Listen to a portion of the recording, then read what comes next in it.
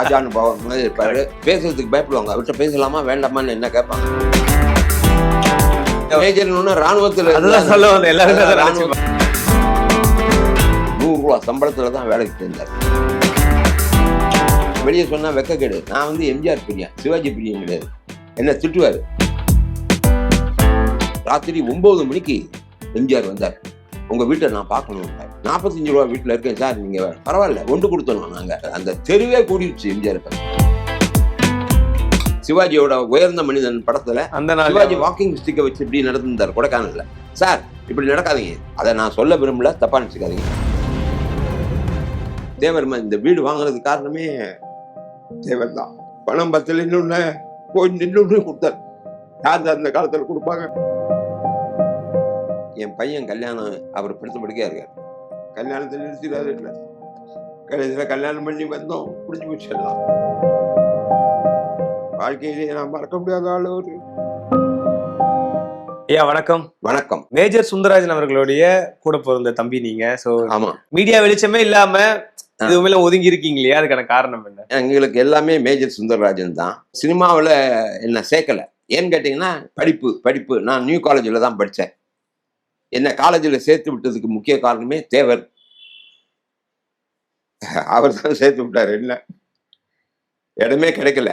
அவர் பிரின்சிபாலுக்கு phone பண்ணி இப்படி major தம்பி வரான் சேர்த்துங்கன்னு சொன்னார். ஒரு வார்த்தை தான் சொன்னாங்க. நான் போய் பணம் கட்டினோடனே எனக்கு சேர்த்து விட்டான். ஆனால் எனக்கு படிப்பு ஏறலை. நான் பியூசி முடிச்சுட்டு வெளியே வந்துட்டேன். அதுக்கப்புறம் இவருக்கு கூடவே சொன்னேன், இனிமேல் படிக்க விரும்பலை நான் அப்படின்னு சொன்னேன். என் கூடவே இருந்திருப்பான்னு சொல்லுவார். கார் ஓட்ட கற்றுக் கொடுத்தாரு. ஷூட்டிங்க்கெலாம் காரில் போயிருந்தேன். எல்லாம் பண்ணுவேன், வருவேன், சாப்பாடு எடுத்துன்னு போய் கொடுப்பேன், எல்லாம் பண்ணின்னு இருந்தேன். அதுக்கப்புறம் டிரைவர் வந்தார். டிரைவர் வந்தோடனே என்னை வீட்டை பார்த்துக்கோன்னு சொன்னார். இதுதான் உண்மையான நடந்த சம்பவம். ஏன்னா கல்யாணம் பண்ணி வச்சவரே அவர் தான். மேஜர் அப்படின்னாலே வந்து எங்களுக்கு ஆஜான பகவான் அந்த உடல் அந்த குரல் அப்படின்னு தான் எங்களுக்கு மக்களுக்கு பரிச்சயம். உங்களுக்கு எப்படி பரிச்சயம்? என்ன ஞாபகம் உங்களுக்கு? தானே எல்லாமே. அவரு தைரியமா பேசுவார். தப்புன்னா தப்புன்னு சொல்லுவார், ரைட்டுனா ரைட்டுன்னு சொல்லுவார். எதுக்கும் பயப்பட மாட்டார். அவ்வளவுதான். அதான் அவருடைய பிடிக்கும். அவர்கிட்ட எதுவாக இருந்தாலும் பொய் சொல்லாதடா என்பார். பொய் சொன்னா அவருக்கு பிடிக்காது. உண்மையை சொல்லு அப்படின்பார். அதான் உண்மையான மேஜர். அவரை பார்த்தாலே ஒரு கண்டிப்பான ஒரு கரெக்டான இருக்கிற ஒரு ஆள் மாதிரி. ஆனா நல்லா பழகுவார். எல்லார்ட்டையும் நல்லா பழகுவார். வேலைக்காரன்ல இருந்து சாதாரண பெரிய ஆள் வரையும் நல்லா பழகுவார், நல்லா பேசுவார். அதெல்லாம் ஒண்ணும் தோற்றம் தான் அப்படி இருக்கும் பார்க்கும்போது. தோற்றம் அவரை பார்த்தா ஆஜானு பவன் மாதிரி இருப்பாரு. பாக்குறதுக்கு பேசுறதுக்கு பயப்படுவாங்க. அவர்கிட்ட பேசலாமா வேண்டாமான்னு என்ன கேட்பாங்க. நல்லா பேசுங்க சார்னு சொல்லுவேன் நான். ஐயா மறைஞ்சு கிட்டத்தட்ட 23 வருஷம் ஆயிடுச்சு. 23 வருஷம் ஆயிடுச்சு. இப்ப அவருடைய படங்களை வந்து டிவில பாக்குறதோ இல்ல யூடியூப்ல பார்க்கும் போதெல்லாம் என்ன தோணும்? யூடியூப் நான் செல்ல வச்சுக்கிறது இல்லையா. நான் படம் போட்டாங்கன்னா பாப்பேன். டிவில பாப்பீங்க. என்னென்ன நினைவுகள் வந்து போகும்? நிறைய நினைவு வரும். அழுதுருவேன் அண்ணன் மேல இருக்க பாசத்துல. நீங்க எத்தனை பேருங்கய்யா நீங்க கூட பிறந்தவங்க? கூட பிறந்தவங்க நாங்க 6 பிரதர்ஸ், ஒரு சிஸ்டர். இப்ப இருக்கிறது நானும் என் சிஸ்டரும் தான். 5 பேர் தவறி போயிட்டாங்க. நீங்க 6வது, அவங்க 7வது. ஆமாங்களா? மேஜர் ஐயா வந்து 2வது. மூத்தவர் தான் இவர் ராஜகோபாலன், கஸ்டம்ஸ்ல இருந்தாரு. அதனால அந்த காலகட்டத்துல வந்து சினிமாக்கு வரும்போது, நாடகங்களுக்கு வரும்போது வந்து படிப்பை பாதியிலே விட்டுட்டு வருவாங்க, இல்ல படிக்க முடியாம இவரு காலேஜ்ல படிச்சிருந்தாரு. எங்க அப்பா வந்து school head master, board school head master. படிப்பை விடாதேன்னு சொன்னார். நீ வந்து ஒரு கிராஜுவேட் ஆகணும்னு எங்க அப்பாவுக்கு ரொம்ப விருப்பம். அவர் அதெல்லாம் கேட்கல. படிப்பு முடிச்சுட்டு, இன்டர்மீடியட் முடிச்சுட்டு அமெரிக்கன் காலேஜ்ல மெட்ராஸ் வந்துட்டார். வேலை கிடைச்சிருச்சு. எங்க அம்மாட்ட சொல்லிட்டு வந்துட்டார். எங்க அம்மா சொன்னாங்க படிப்பா. எங்க அப்பா MA BL. ஆமா. அவர் சொன்னாரு படிக்காம போறியாடான்னாரு. பரவாயில்ல, படிக்காம போனா ஒன்றும் தப்பு இல்லை அப்படின்னு சொல்லி இங்க வந்து டெலிபோன்ஸ்ல வேலை சேர்ந்தார். ₹100 சம்பளத்துல தான் வேலைக்கு சேர்ந்தார். அவர் டெலிபோனை விட்டு வெளியே வரும்போது அவருக்கு சம்பளம் ₹120. ஒரு ₹45 வீட்டுல தான் வாடகைக்கு இருந்தாரு. அவரும் அவர் மிஸ்ஸஸும். நான் அங்க இருந்து தான் படித்தேன்.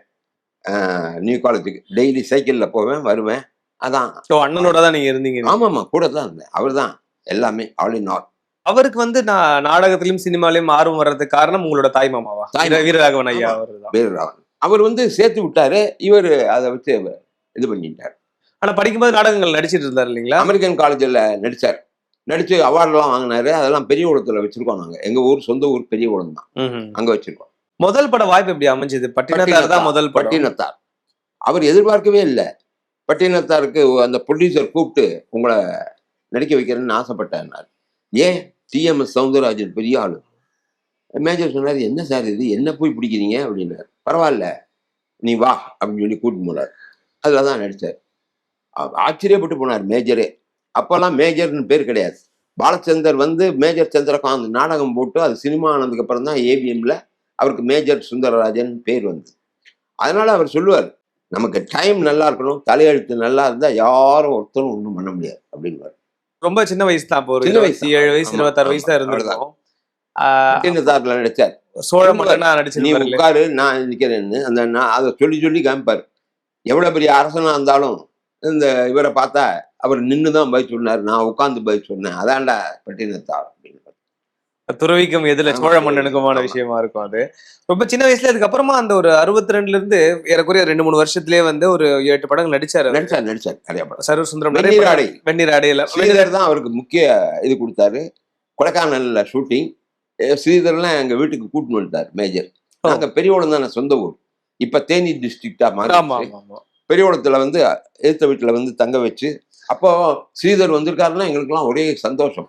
ஏன்னா நம்பர் 1 டைரக்டர் அவர். கரெக்ட். அதனால ஆர்டிஸ்ட் எல்லாம் கூட்டிட்டு வந்து வெந்நீராடை மூர்த்தி இதெல்லாம் வந்தாங்க. அப்பெல்லாம் எங்களுக்கு ஒரு பெருமை, மேஜர் கூட்டிட்டு வந்திருக்காரு அப்படின்னு. தெருவே கூடிருச்சு அப்படி. இப்ப நீங்க சொன்ன மாதிரி மேஜருக்கான காரணம் சொன்னீங்க, அது இன்னும் விரிவா பேசணும்னு நினைக்கிறேன். ஏன்னா வந்து எங்க தலைமுறைக்கு அப்புறம் வந்து எல்லாருமே இப்போ அந்த பேர் கேள்விப்பட்டா அந்த பெயர் சொன்னாலே வந்து மேஜர் ராணுவத்துல எல்லாருமே அவரு சொல்லுவாரு, மேஜர்னே கையெழுத்து போட மாட்டார், சுந்தரராஜன் தான் போடுவார். ஏன் சார் மேஜர்? மேஜர்ல அவன் படிச்சு பெரிய ஆளாகி ராணுவ தளபதியா இருக்கான், அவன் பேரை நாம் போட்டுக்க கூடாது அப்படின்னு தான் சொல்லுவார். இந்த குழப்பான நிறைய பேருக்கு இருந்திருக்கும் இல்லையா? இருந்திருக்கும். இந்த இதை பார்த்த உடனே எல்லாரும் நீங்க மிலிட்டரியில இருந்தீங்களான்னு கேட்பான். இல்லப்பா மிலிட்டரியில இல்ல, படத்துல இருந்தா வெற்றிகரமா வெளியே வந்தேன்னு சொல்லுவார். ஆனா இப்ப நீங்க சொன்னீங்களே அதை வந்து சைன் பண்ணும் கூட அது அந்த மேஜர் சுந்தரராஜன் போடுவாங்க.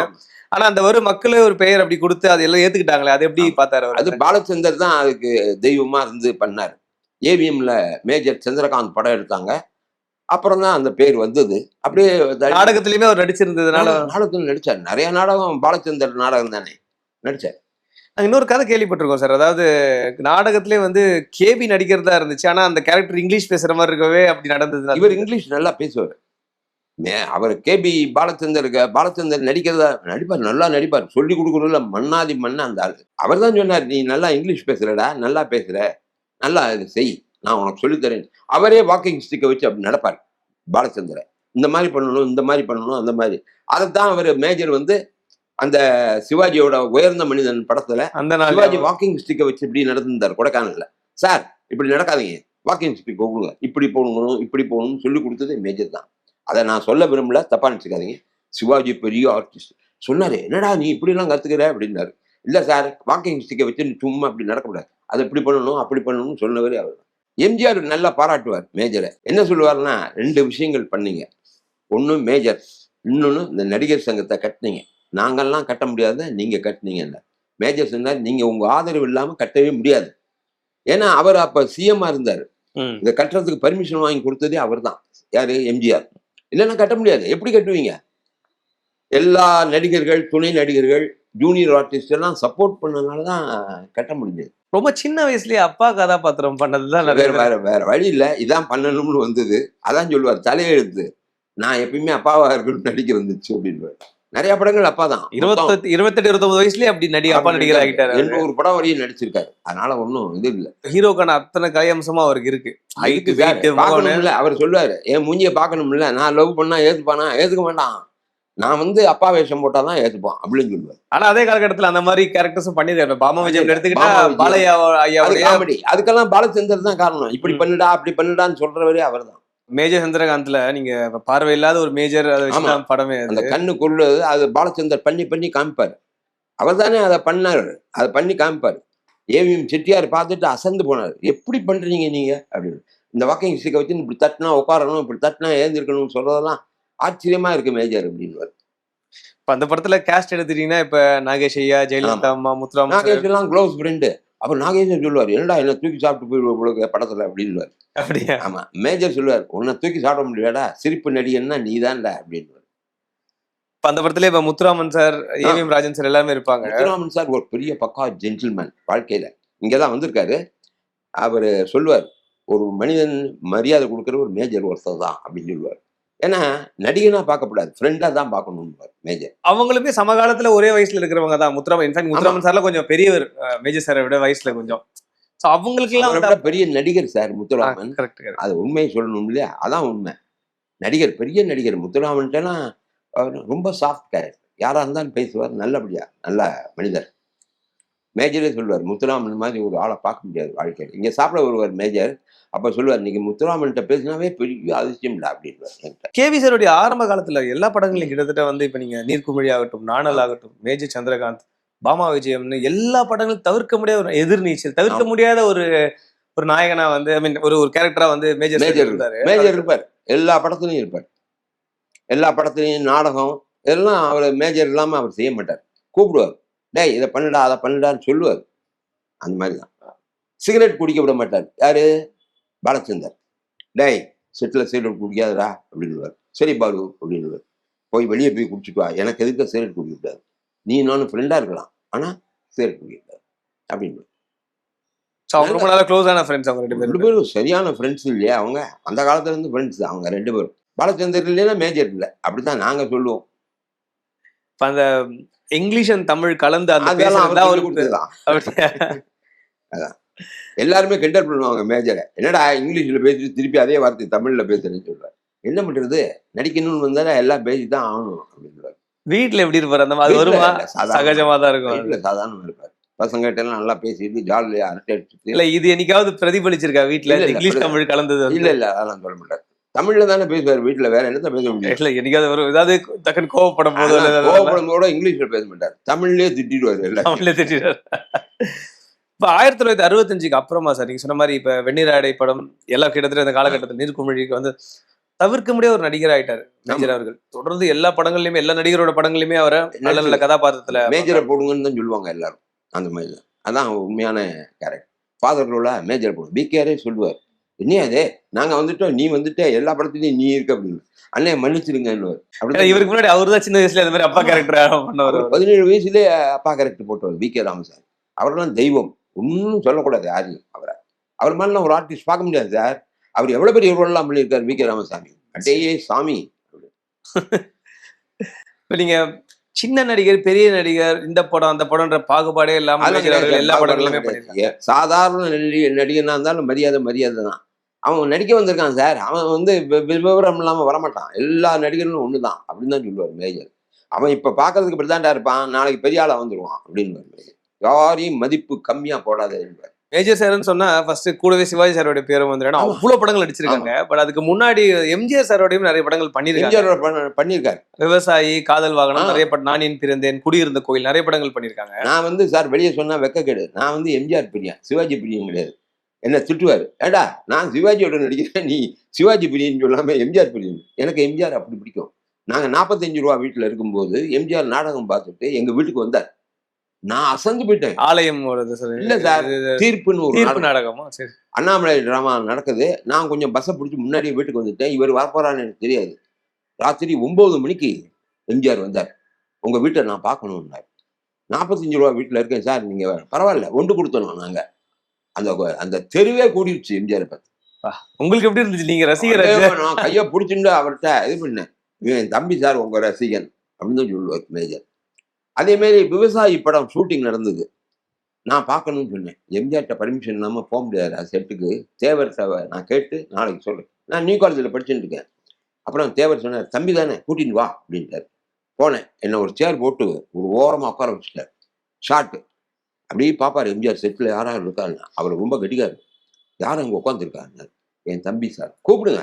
ஏன் தம்பி அங்கே உட்கார வைக்கிங்க அப்படின்னு சொல்லி அப்படி சேரை போட்டு உட்கார வச்சார். நான் அப்படியே காலில் சாஸ்தாகமா விழுந்துட்டேன். எனக்கு ஒரே சந்தோஷம். உடனே டீ காஃபி எல்லாம் கொடுப்பாரு. கொடுத்து சாப்பிட்டேன். நீங்க பார்க்குற வரைக்கும் ஷூட்டிங் பாருங்க தம்பி, நீங்க தைரியமா இருங்க, நல்லா படிங்க. பியூசியா நீங்க அமெரிக்கா இந்த காலேஜா நியூ காலேஜா நல்லா படிங்க அப்படி இப்படின்னு. அந்த மாதிரி டைப் எம்ஜிஆர். எம்ஜிஆர் ஒரு பெரிய ஆள் தான், அதெல்லாம் ஒன்றும் மாற்றமே இல்லை சார். நமக்கெல்லாம் குடிப்பில இருந்தனால பார்த்தோம், இல்லைன்னா பார்க்க முடியும். ஆரம்பத்துல வந்து அப்பாவா நடிச்சாங்களே நிறைய படங்கள், அப்பாவே நடிச்சாங்க. இப்ப ஜெயலலிதா அம்மாவுக்கு, சௌகர் அம்மாவுக்கு எல்லாருமே பண்ணியிருக்காங்க. இப்போ இவங்கெல்லாம் கூட வந்து வயசுல கொஞ்சம் சின்னவங்க, இல்ல சௌகர் அம்மா 4 வயசு பெரியவங்க, இதெல்லாம் சரி. பட் எம்ஜிஆர் ஐயா வந்து 18 வயசு பெரியவங்க. தயக்கம் இருந்துச்சா ஆரம்பத்துல? அதெல்லாம் ஒன்றும் தயக்கமே கிடையாது. நல்லா பழகுவார் எம்ஜிஆர். இல்ல, இவருக்கு நடிக்கிறதுக்கு நம்ம வந்து ஒரு ரொம்ப அதெல்லாம் சின்ன ஒண்ணும் இல்ல. வயசு நம்ம போய் எம்ஜிஆர் நடிக்கிறது பெரிய விஷயம் சார். வந்து இங்க சாப்பிடும்போது சொல்லுவாரு, எம்ஜிஆர் அப்படி சொன்னாரு, "ஏன் வீட்டுக்கு போறீங்க? சாப்பாடா இங்க வாங்க" அப்படின்லாம் கூப்பிடுவாரு. அவர் கேரக்டர் ரோல்ஸ் பண்ணிட்டு இருக்கும்போதே ம். கதையின் நாயகனாவும் படங்கள் பண்ணியிருக்கிறாங்க. ஆ. அப்படி இருக்கும்போது இந்த மாதிரி கதாபாத்திரங்கள் பண்ணும் ஏன்னா நமக்கு ஒரு இமேஜ் மாறுது. இப்போ நம்ம ஹீரோவா படங்கள் அதெல்லாம் பண்றோம். மறுபடியும் இந்த மாதிரி கேரக்டர்ஸ் பண்ணா நமக்கு ஏதாவது பாதிப்பு அதெல்லாம் ஒண்ணும் பாதிப்பே பண்ண மாட்டாரு மேஜர். அதெல்லாம் ஒண்ணும் கண்டுக்க மாட்டாரு. நடிக்க வேணுமா? நம்ம நடிக்கத்தானே வந்திருக்கோம். பணம் குடுக்குறியா? எத்தன நாள் வேலை? அதுக்கு ஏத்தாப்புல காசு வாங்கிட்டு போயிட்டே இருப்பாரு. அவருக்கு என்னவா இருக்கணும்னு ஆசைப்பட்டார் தமிழ் சினிமா வரும்போது அவரு? அவரு வந்து நல்லபடியா இருக்கணும். ரெங்காராவ் மாரி வரணும்னாரு. ரெங்காராவே கூப்பிட்டு கேட்டாரு. "என்னப்பா என்ன மிஞ்சிட்ட?" அப்படின்னாரு. "சார் உங்கள மிஞ்ச முடியுமான்னாரு மேஜர். ரெங்காராவ் வீட்டுக்கே வந்திருக்காரு. இங்க வந்திருக்கிறாரு. அடேயப்பா! நாங்கலாம் ஆச்சரியப்பட்டோம். ரெங்காராவ் அப்படி பேசினார் ராத்திரி வந்து.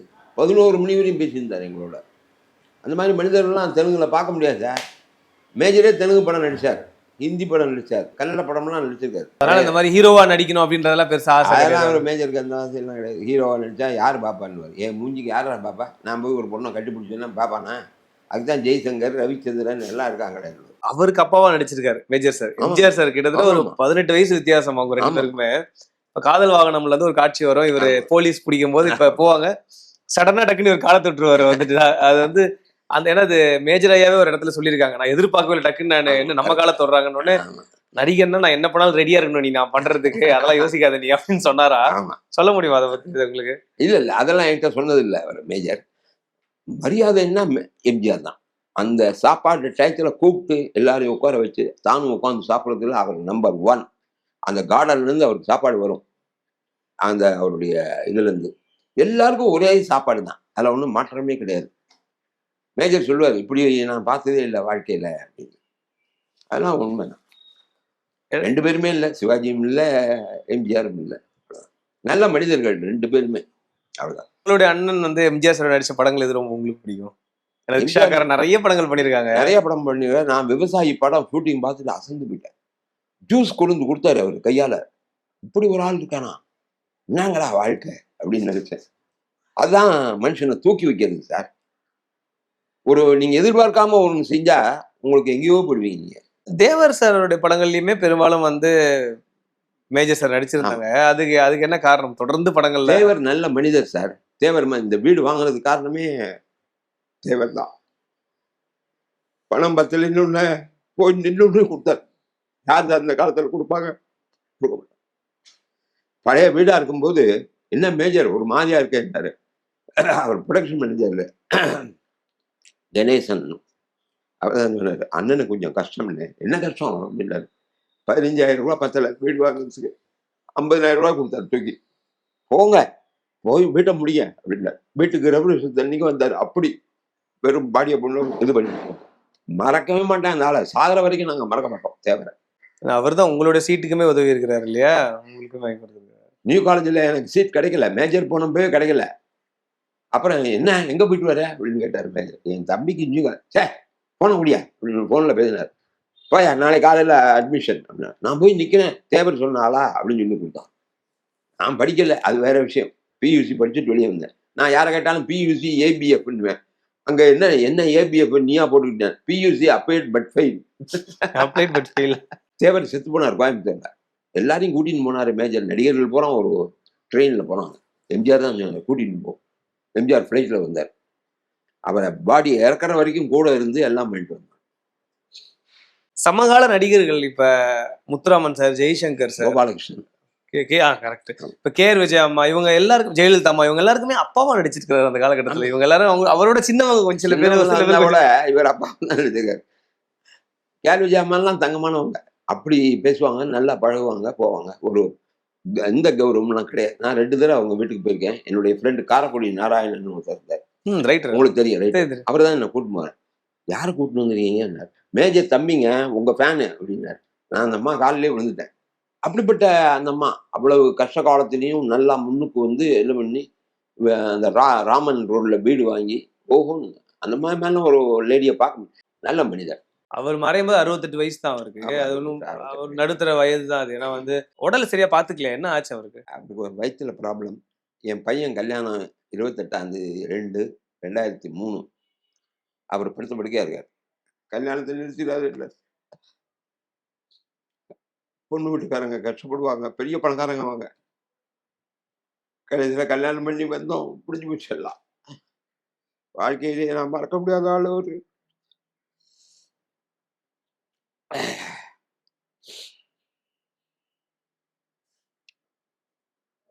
அப்படியே அந்த கூட்டம் பூரா இங்க வந்துடுச்சு. கல்யாணம் நடந்ததுக்கு அப்புறமா தான் அவர் மறைஞ்சார். அந்த எக்மோர் ஸ்டேடியத்துக்கு எத்தாப்புல ஒரு கல்யாணம் மண்டபம் இருக்கு, முத்தையா ராணி கல்யாணம். மெய்யமே ராணி ராஜா மெய்யமே. முத்தையா. அங்கதான் கல்யாணம் இருந்தது. 1 மணிக்கு நியூஸ் வருது. எங்க அண்ணா பையன் ஃபோன் பண்றான். முடிஞ்சு போச்சு சம்பத்து தான். அப்படியே போட்டுவிட்டு வந்துட்டேன். எங்க நேர் மாத்திரம் தான் இருக்காங்க பக்கத்துல. வேற யாருமே இல்ல. எல்லாம் கல்யாண வீட்டுல வேலையா இருந்தோம். உடல்ல சரியா பாத்துக்கலையா? அவர் வந்து ரொம்ப ஓடி உழைச்சதுல அப்படி ஏதாவது? சிகரெட்டு, தண்ணி இதான் சார் நான் எல்லாத்தையும் சொல்லுவேன். சிகரெட் சாப்பிடாதீங்க, தண்ணி சாப்பிடாதீங்க. இப்ப மேஜர் சன்டையும் சொல்லுவேன். சிகரெட் தான். அவர் தண்ணி அடிக்கிறது இல்ல இப்போ. சிகரெட் குடிச்சாவே அது ஒரு பிளாக் ஆகும். அது ஒரு பெருமைக்காக உட்காந்து குடிக்கிறது. அதெல்லாம் அது சொன்னோம்னா சில பேருக்கு பிடிக்கும், சில பேருக்கு பிடிக்காது. நீ என்ன சொல்றது, நான் என்ன கேட்கறது அப்படின்னு வரும். எனக்கு அந்த கொள்கையெல்லாம் பிடிக்காது. எம்ஜிஆர் ஐயாவே வந்து மேஜர் அப்படி சொல்லியிருக்காரு போல இருக்கு. இந்த சொல்லிருக்காரு. மாதிரி நீ இதெல்லாம் பண்ணாதப்பா எம்ஜிஆருக்கு அப்படின்னு. நேரம் சிகரெட் குடிக்க முடியாது. பேச்சு போயிடணும். எங்க போனீங்க? இன்ஜின் விடவா அப்படின்னு கேட்பாரு எம்ஜிஆர். இன்ஜினோட அவரே அதை அட்வைஸ் பண்ணியிருக்காருன்னு கேள்வி. நிறைய எம்ஜிஆர் மாதிரிலாம் முடியாது சார். யாருமே முடியாது. Great man. தவறான பழக்கங்கள், சிகரெட்டோ, தண்ணியோ அதனால தான் கொஞ்சம் உடம்பு ஸ்பாயில் ஆயிடுச்சுன்னு. நீங்க சொல்லியிருக்கீங்களா உங்க அண்ணங்கிட்ட என்னைக்காவது? எதுக்கு நான் அப்படின்னு சொல்லி? சார் படமே எடுக்க வேணாம்னு சொல்லுவேனே நான் தான். கற்பகம் வந்தாச்சு படம் எடுக்கணும்னாரு. வேண்டவே வேண்டாம். கற்பகம் வேணாம், வந்தாச்சுன்னு வேண்டாம். கேட்க மாட்டார். அப்புறம் என்ன பண்றது? நான் வீட்டிலேயே உட்கார்ந்தா எப்படி சாப்பாட்டுக்கு? அப்படிலாம் கேட்பார். தைரியம் வேணும். கடன் வாங்கணும்ல சார். ஒரு சேட்டுட்ட கடன் வாங்குனா வட்டி. நீங்க அசல் குடுக்குறீங்களா? வட்டி 2ஆம் தேதி அன்னைக்கு காலையில வீட்டுக்கு வந்துரும். கரெக்ட். மனசு அப்படி கொதிக்கும். நீங்க யாருக்கு பணம் குடுக்கலைன்னா, அவனுக்கு குடுக்கலைன்னா அவன் நம்மள இழுத்துருவான்.